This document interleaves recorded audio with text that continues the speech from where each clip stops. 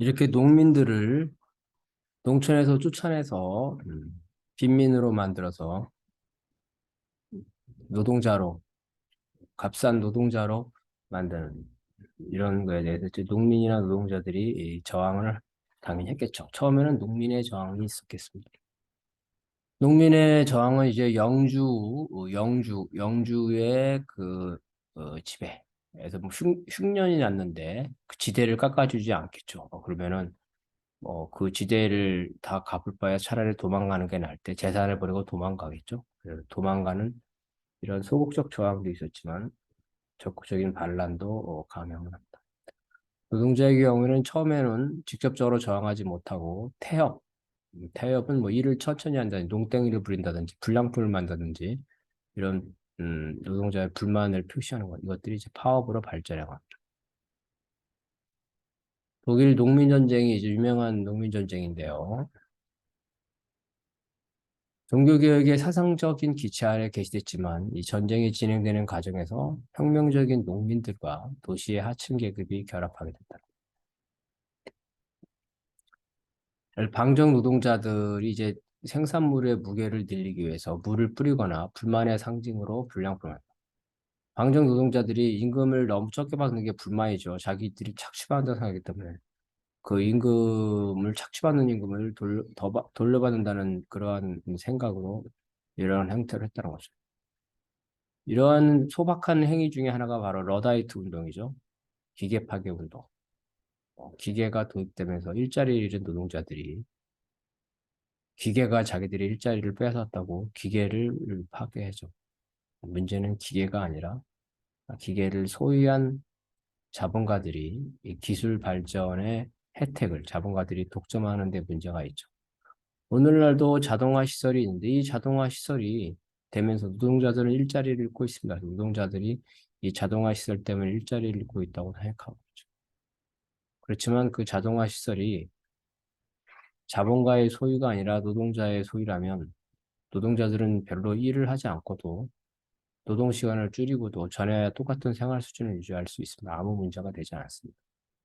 기계나 자동화 시설이 문제가 아니라 그 기계나 자동화 시설을 소수의 자본가가 독점하고 있다는 게 문제라는 거죠. 집단 도지가 빈발했고 미국의 식민지 시대에도 18세기에 이미 도망친 노동자에 대한 공공, 체포, 예? 도주자에게는 수배와 체포가 이어졌고 걸리면 잡히면 처벌됐다. 프랑스의 리옹 인쇄 노동자들이 리옹은 인쇄 산업, 섬유 산업이 발달하는데 이미 1501년에 임금 인상 요구하는 파업을 선언했고 1539년에는 5개월 동안 파업을 하게 됩니다. 그래서 파업의 요구는 또 임금 인상은 기본이고 처우 개선, 식사의 개선, 노동시간 조정. 노동시간 조정은 이제 뭐 인간이 기계가 아니죠. 기계는 뭐 밤낮으로 돌려도 상관없지만 그래서 인간은 하루에 규칙적으로 그죠? 아침부터 그 오후 늦게까지 이렇게 규칙적으로 일을 해야 되는데 들쑥날쑥하게 들쑥날쑥하게 수요에 따라서 어떨 때는 철야작업, 어쩔 때는 일이 없고 그래서 그거에 대한 불만을 제기하는 거고.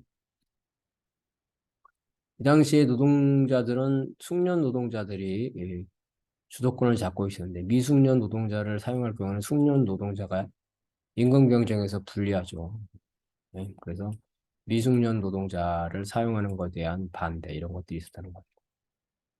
미숙련 노동자 중에 도제 이제 그 미숙련 노동자죠. 처음에 일하는 사람들 최하류 노동자라는 겁니다. 1530년대 중반에 정부 문서를 보게 되면 이러한 석공, 목수, 일용공들이 임금 인상을 위해서 조직을 결성을 했다. 봉건적인 길드는 이 장인을 중심으로 한 유계적인 거죠. 그 장인 지배 체제이겠죠. 그래서 노동자 일반들의 이익을 대변하지 못하기 때문에 이러한 것들은 이제 점차 해체되고 직인들, 직인들이 친목이나 정보 공유, 기술 공유, 혹은 뭐 자본에 대한 공동 대응을 위해서 여러 가지 그 조합, 여기는 노동조합을 말하는 게 아니라 이제 조합이라 하면 뭐 친목조합도 있고 여러 가지 있죠. 개라고 하죠. 개. 개. 모임이라고 하면 되겠어. 사견 모임.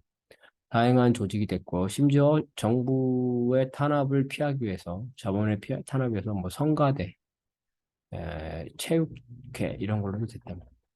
이러한 동업자 집단이 서로 합치면서 경제적 결사처를 넘어서 이제 커지면 내부에 규칙이나 규율이 정해지고 지휘계통과 의사결정이 형성되고 심지어는 이제 그 파업이나 이런 거를 대비해서 자본가와 싸우기 위해서 군대식으로 편성이 됐다. 공동재정을 확보하고 이 노동자들이 모이는 거는 불법이었기 때문에 비밀 집회를 했다는 거예요.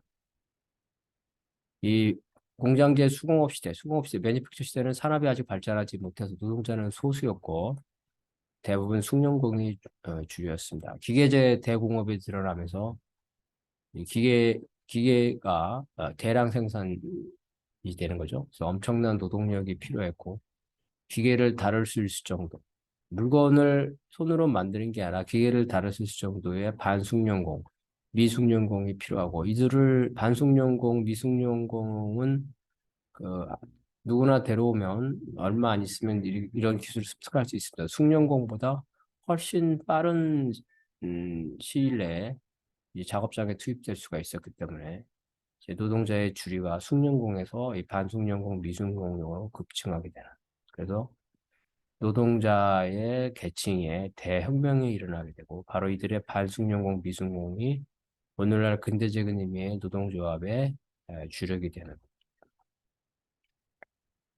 프랑스 혁명 당시에 파리 시민 가운데 노동자 인구는 절반 정도에 달했고 48개 구별로 노동자가 대략 한 구가당 1,500명 정도 있었다는 거죠.